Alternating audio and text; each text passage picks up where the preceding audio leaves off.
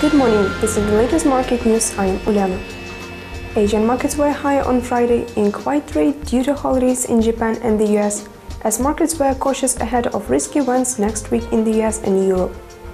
In the absence of strong cues, markets lacked a general direction at the end of the week, where stocks bounced back from the sell-off that followed the US presidential elections. Concerns over the US fiscal impasse, which fueled the selling last week, are expected to keep investors on edge for the time being.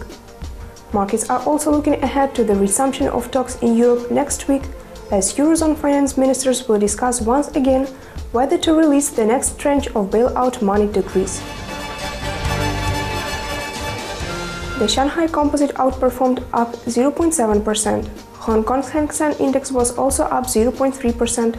Australia's ASX 200 fell 0.1%. dipping slightly after the market enjoyed its best session for 7 weeks on Thursday, as concerns over continued negotiations to resolve the US fiscal situation weighed. On Friday, the dollar softened against the yen to 82.20 yen compared to 82.42 late Thursday. With Japan on holiday, yen trading volumes will likely be thin, halting a retreat that started last week due to expectations that the Liberal Democratic Party will come to power in elections next month and introduce aggressive monetary easing. Today, the ongoing EU summit on budget and on Greece next Monday are both bound to generate market-moving statements, while Germany's all-important IFO and Q3 GDP will be closely watched.